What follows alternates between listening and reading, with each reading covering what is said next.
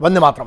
बिल्कुल शुरू से शुरू करते हैं। सबसे पहले हमसे, जबकि मेरा कोई डायरेक्ट फौज से कोई लेना देना नहीं है, मेंटोरिंग से, सर्विसेज से रिलेटेड जो बात है वो बिल्कुल अलग है।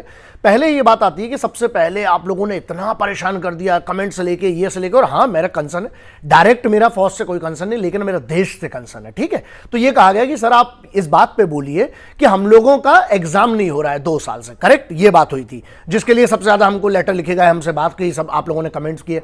दूसरी चीज ये कही गई कि जिनका 2 साल की उम्र निकल जाएगी सर, उनका क्या होगा, और फौज के एग्जाम ही नहीं हो रहे हैं, फौज की भर्ती नहीं निकल रही, ये सब हुआ। मैंने क्या किया, मैंने संवैधानिक तरीके से आप लोगों को बताया, क्योंकि मैं अपील नहीं कर सकता हूं, आप कर सकते हैं, क्योंकि आपके अगर कॉन्स्टिट्यूशनल राइट्स जो है, फंडामेंटल राइट्स, उसका अगर आपको लगता है कि नहीं पूरे हो रहे, तो आप कोर्ट जा सकते हैं, हाई कोर्ट, सुप्रीम कोर्ट। उस पर मैंने लगातार वीडियो की सीरीज की। उसके बाद मैंने 3 मार्च को लेटर लिखा, दूसरी बार लेटर लिखा माननीय महामहिम साहब को। तो इसमें दो बातें आती हैं। ठीक है, पहले महामहिम साहब को लेटर लिखा 3 मार्च को, उसके बाद यह लिखा कि बच्चों की 2 साल, क्योंकि कोविड के कारण 2 साल की इनकी उम्र की छूट हो।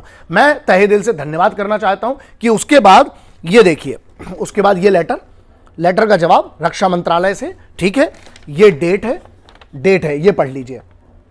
ठीक है, 26 मई को ये जवाब आता है मेरे पास। ये ब्रिगेडियर साहब हैं, ठीक है, डायरेक्टर जनरल साहब के एडिशनल ऑफिसर हैं, डायरेक्टर जनरल साहब के रतन कुमार ब्रिगेडियर साहब, और ये सीसी किया जाता है संबंधित पूरे मंत्रालयों को। ठीक है, मतलब विभागों को। उसके बाद मतलब इसको राष्ट्रपति साहब की तरफ से पिटीशन माने जाके उसके बाद फॉरवर्ड किया गया। उसके बाद रक्षा मंत्रालय ने उस चीज को संज्ञान में ले लिया राष्ट्रपति जी के आदेश पर। ठीक है, अब टूर ऑफ ड्यूटी और जो अग्निवीर का फिर अनाउंसमेंट हुआ, तो यहां पर सरकार का कहना क्या है कि फायदे गिनाए गए हैं सरकार की तरफ से, बिल्कुल, और बच्चों को जो है उसमें असहमति है कुछ लोगों की। मैं यहां पर एक बात करता हूं कि आपने मुझसे जो बोला था, मैंने क्या काम किया। मैं धन्यवाद की अपेक्षा नहीं करता हूं आपसे, लेकिन मैंने किया ना, मैं आपके साथ खड़ा था। मैंने यह काम किया सबसे पहले कि पत्र लिखकर, देखिए जो मांग की थी, मैं इस बात का धन्यवाद करता हूं कि मेरी तो मांग मानी गई है, और मतलब आपकी जो मांग थी, मेरा क्या लेना था, ना मेरे को फौज में भर्ती होना है, मेरा इससे कोई डायरेक्ट नहीं, ना मैं कोई एकेडमीज चला रहा हूं कि इससे मेरे को ट्रेनिंग में कोई संबंधित, तो मेरा कोई इससे डायरेक्ट कोई लेना देना नहीं है। ठीक है, भर्ती से संबंधित और इस सबसे, फिर भी मैंने, क्योंकि युवाओं की बात थी, देश के यूथ की बात थी, मैंने बात रखी। अब दूसरा पॉइंट यह आता है कि जब ये पत्र में हमें उस चीज का मई में एक चीज आ गया, मैं ज्यादा इसको शो ऑफ नहीं करना चाहता था, लेकिन जब ये इतना बड़ा हो गया कि आपदा को आपको अवसर में परिवर्तित करना चाहिए, लेकिन यहां पर अवसर को आपदा में परिवर्तित कर रहे हैं। मैं कोई भी आदमी जो दंगा कर रहा है, जो आगजनी कर रहा है, ये लड़के, इनको मैं नहीं मानता, और मुझे डाउट है इस पे इंटेलिजेंस की पूरी की पूरी कमिटी होना चाहिए, बैठना चाहिए, और इस पे एक पूरी की पूरी सर्च, पूरा बैकग्राउंड चेक होना चाहिए, इनके फुटेजेस खंगाले जाना चाहिए। और सीधी सी बात है, मेरे लिए धर्म के नाम पर कोई दंगा करे या फिर फौज की भर्ती के नाम पर दंगा करे, सब बराबर है, क्योंकि आप सरकारी संपत्ति, आप किस भारत माता को सर्व करने की बात कर रहे हैं? आप बात करें, आप भारत माता को सर्व करेंगे तो ये भारत माता की संपत्ति नहीं है, ये राष्ट्र की संपत्ति। आप इसको आग कैसे जला सकते हैं? इनको मैं किसी भी तरीके से, भारत का युवा वो जो फौज में जाकर देश की सेवा करना चाहता है, मैं नहीं मानता, क्योंकि शांतिपूर्ण तरीके से जो होना चाहिए कानून के दायरे में। अगर 144 धारा कहीं लगी है तो आप क्यों इकट्ठे होंगे 4 से ज्यादा? एक ये मैटर है। दूसरा मैटर ये करता है कि सरकार का कहना है, मैं पक्ष समझा देता हूं, फिर मेरा क्या तर्क है। सरकार का कहना यह है कि भाई आपको इसमें जो जो बेनिफिट्स होंगे, आपको 4 साल के लिए वो किया जाएगा, इंडक्ट किया जाएगा। मैं सिर्फ 2 चीजों पे बोलना चाहता हूं। पहली बात यह है कि पहले आप ये कह रहे थे कि सर भर्ती नहीं खुल रही, हमने प्रयास किए जितना हो सकता था, सर्वोच्च जगह आपकी बात पहुंचाई है मैंने, भारत के महामहिम साहब तक, उसके बाद उनके ऑर्डर पे रक्षा मंत्रालय पे कार्यवाही तक आई। ठीक है, तो मेरे से जो एक भारतीय के नाते बना और जो वादा किया था, जुबान दी थी, मैंने उसके लिए संवैधानिक तरीके से जो कर सकता हूं, मुझे पता है पत्रों से क्या हो सकता है, वो किया। उसके बाद जो सोशल मीडिया से कर सकता था वो भी किया। दूसरा, 2 साल की छूट का अनाउंसमेंट हो गया कल रात को। तो सीधी सी बात है, मैंने 2 ही चीजों की मांग की थी कि एक तो एग्जाम करवाया जाए, और दूसरा क्या मांग की थी कि 2 साल की रिलैक्सेशन मिलना चाहिए बच्चों को। ठीक, अब आते हैं दूसरी बात पे। स्कीम का ऐसा है कि देखिए 4 साल के लिए इंडक्ट होंगे, 25% जो लोग रख लिए जाएंगे, हम उन पर फोकस क्यों नहीं कर रहे हैं? 75% आप बेहतर बनिए ना, सब सर्वश्रेष्ठ, आप 25% में क्यों नहीं उसके आप आते हैं? उसके बाद जब 4 साल पहले तो आपको नौकरी मिल रही है, रोजगार मिल रहा है, ठीक है, आप एक रोजगार करिए, एक सम्मान की नौकरी है। उसके बाद राज्य सरकारों ने, कई राज्य सरकारों ने इसके लिए यह भी दे दिया, पहले तो सबसे पहले सीएपीएफ में आपको, सेंट्रल आर्म्ड पुलिस फोर्सेज में आपको प्रायोरिटी मिलेगी, तो उसके बाद आप कंटिन्यू कर सकते हैं। पहले तो आप फौज में ही कंटिन्यू कर सकते हैं नौकरी, और ये जो है ये आज का नहीं है। शॉर्ट सर्विस कमीशन जो है बहुत सालों से फौज में हो रहा है, और ऑफिसर्स में होता था, पहले 5 साल था, फिर 7 साल, 10 साल हो गया मेरे ख्याल से।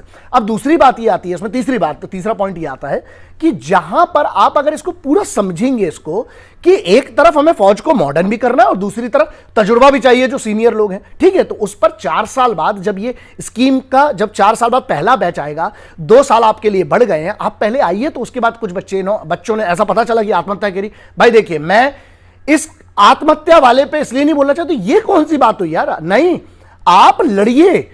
अगर मान लीजिए आप अच्छा फौज में नहीं गए, आप तो क्या देशभक्ति नहीं कर सकते? डॉक्टर अब्दुल कलाम साहब गए क्या? स्वामी विवेकानंद जी फौज में गए थे क्या? बात यह हमें राष्ट्र के लिए, राष्ट्रभक्ति के लिए सिर्फ फौज नहीं, उसके अलावा भी बहुत सारे। मान लीजिए आपका नहीं हो तो क्या आप आत्महत्या कर लेंगे? मैं इसका समर्थन नहीं करता हूं। दंगाइयों को समर्थन नहीं करूंगा जो आगजनी कर रहे हैं उनको। पहली बात तो मैं मानता नहीं, मुझे लगता है कि इन बच्चों के साथ मिलकर कुछ असामाजिक तत्व हैं जो ये कर रहे हैं, ठीक है। तीसरी बात यह करता हूं कि भाई आप आर्मी, नेवी, एयरफोर्स के चीफ्स, ठीक है, उनकी फोटो पे ऐसा कट का निशान लगाकर कुछ लोग शेयर कर रहे हैं। अच्छा, मतलब आप, अच्छा इसका निर्णय किसने लिया है? इसका निर्णय सरकार ने किसके साथ मिलकर लिया है? आर्मी, नेवी, एयरफोर्स, तीनों के चीफ के साथ मिलकर इसका निर्णय लिया गया है टूर ऑफ ड्यूटी का, ठीक है। तो इसकी प्रक्रिया को आप चैलेंज कैसे, अभी नहीं, संवैधानिक तरीके से जो भी करना है आप वो कर सकते हैं। भाई देखिए, वो आर्टिकल जो आपके यहाँ आपको सुप्रीम कोर्ट, हाई कोर्ट का मैं पहले प्रोसीजर बता चुका हूं, पैसे नहीं है तो नालसा में जाइए। मैटर यहां पर क्या करता है ना, बहुत सोचिएगा। रोजगार मिल रहा है, पहले तो आप अपनी एंट्री, अपनी कुवत साबित करके आप रोजगार लीजिए। दूसरी बात, आप इतना अच्छा परफॉर्मेंस कीजिए कि आप उस 25% में रह जाए ना। और तीसरी बात, 4 साल बाद इसके बाद भी विचार विमर्श, हां अगर कोई त्रुटियां छूट गई हैं सरकार से तो उसके तरीके होते हैं, कानूनी तरीके, संवैधानिक तरीके होते हैं। और मैं सीधी सी बात है, इसमें एक चीज मैं कहना चाहता हूं कि हां, इसमें इंप्लीमेंटेशन पे ग्राउंड लेवल पर, जैसे मेंबर ऑफ पार्लियामेंट्स को नहीं पता था, उसके बाद जो वहां के लोकल्स थे उनको नहीं पता था, स्कीम लॉन्च हुई तो लोगों को इसके बारे में जानकारी नहीं। अगर इसको प्रॉपरली अवेयर किया जाता, फिर लॉन्च किया जाता, यस, इस चीज को मैं बोलना चाहता हूं क्योंकि ये एक बहुत बड़ी चूक हुई है। लेकिन जहां बात आती कि आप आगजनी करने लगोगे, आप पूरी आर्मी, नेवी, एयरफोर्स के चीफ को गाली बकने लगोगे, आप भारत के प्रधानमंत्री, रक्षा मंत्री को ही गाली बकने लगोगे। एक मिनट, वो चुने गए हैं।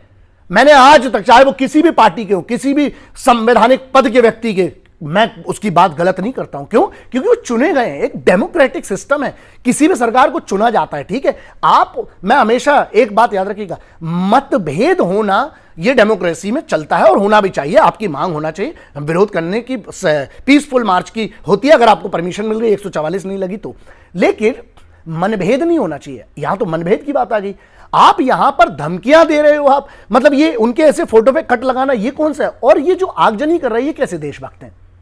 इनको आप देशभक्त मानते हो? आप अपने आप को, सीधा बात करता हूं मैं आपसे, आप युवा हैं। मुझे दुख लगा यार, क्या मैं आप लोगों के लिए इतनी बड़ी लड़ाई, अपना पैसा लगा के, अपना समय लगा के, फ्री नहीं बैठा कोई इधर, सब काम धाम छोड़ के आप लोगों के लिए फॉलोअप कर रहे हैं। वहां राष्ट्रपति के वहां पर महामहिम साहब के द्वारा सेक्रेटरीट से लेकर रक्षा मंत्रालय से लेकर जहां जहां जो करते हैं, फ्री बैठेंगे इधर पर।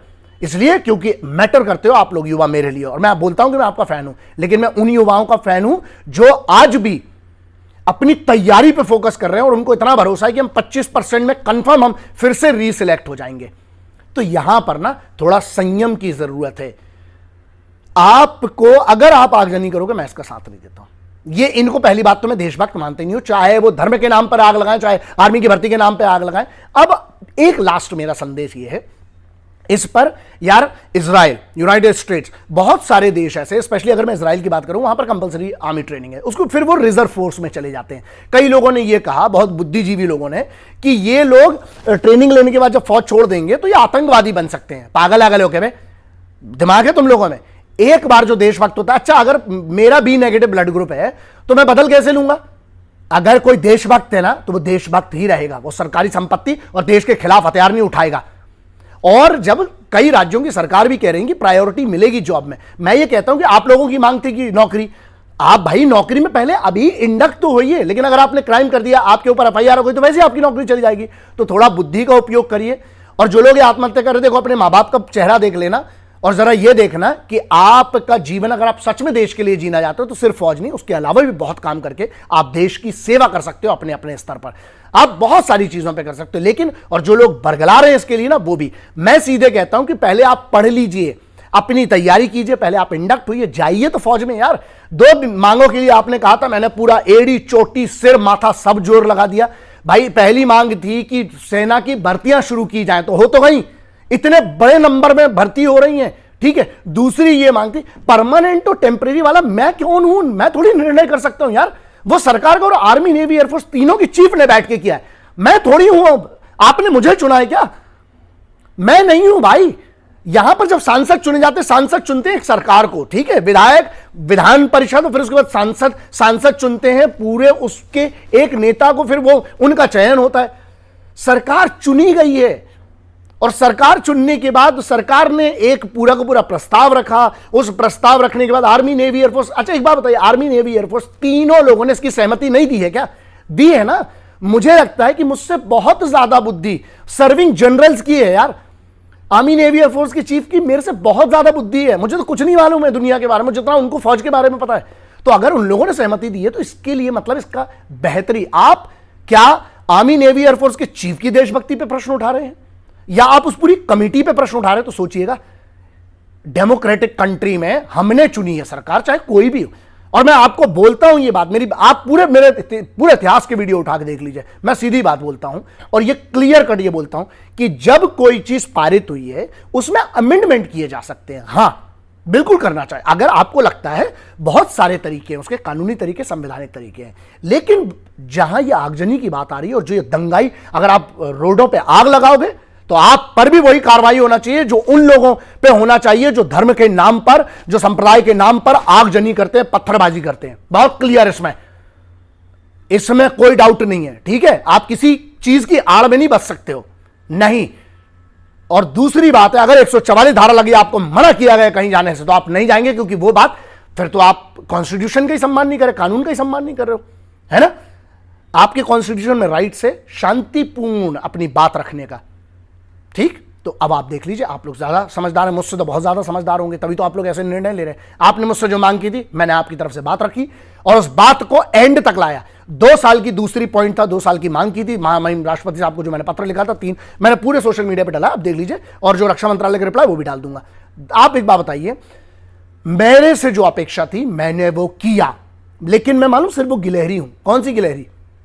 जिसने प्रयास किया उस गिलहरी ने कि राम सेतु बनाने की औकात नहीं है उस गिलहरी की, लेकिन उस राम सेतु में ना थोड़ी सी रेत डालने की कोशिश किया उस गिलहरी ने, भगवान श्री राम के राम सेतु में। ना वो बानर थी ना मानव थी, लेकिन उसने गिलहरी के तौर पर भी ना रेत डाली राम सेतु में। मैं वो गिलहरी हूं। मैंने अपना काम जो मुझसे हुआ करूंगा। युवाओं की आवाज उठाने की बात और सही जगह सर्वोच्च पद तक पहुंचाने की बात थी, वो मैंने पहुंचाई और उस पर कार्रवाई भी हुई। आपके एग्जाम भी हुए, मतलब एग्जाम चालू हो गए, बहुत जल्दी भर्तियां होंगी। और दूसरी चीज, 2 साल की आपको उम्र की छूट, जो 21 वर्ष थी आज वो 23 वर्ष हो गई है। इससे ज्यादा आप क्या अपेक्षा करते हैं मुझे समझ में नहीं आ रहा है। और आप अगर कानून को अपने हाथ में लेंगे, मैं आपका समर्थन नहीं कर सकता हूं। मैं इसको 1 मिनट में भी समझा सकता था, लेकिन मैं चाहता था कि इसको एलैबोरेट करके आपको समझाऊं। अपनी आप पूरी मेहनत करिए, जो मिल रहा है आज आपको, इतना बड़ा एक स्कीम आई है, स्कीम इन द सेंस आपको एक मौका मिल रहा है आज आपको देश सर्व करने के लिए। पहले तो वो भी नहीं था ना, हम अच्छाई देख लेना। अगर मौका, आप जाइए ना, आप अपने आप को साबित कीजिए। आप उसमें मान लीजिए आप निकाले भी जाएंगे तो आप आत्महत्या का रास्ता चुनेंगे, मैं इसका समर्थन नहीं करता हूं भाई। मेरे ऊपर भी बहुत परेशानी आई, मैंने भी बहुत झेला है, मरने की नहीं सोची लेकिन लड़ने की सोची है। अब बाकी आपकी मर्जी है। जय हिंद, वंदे मातरम, इंकलाब जिंदाबाद, भारत माता की जय।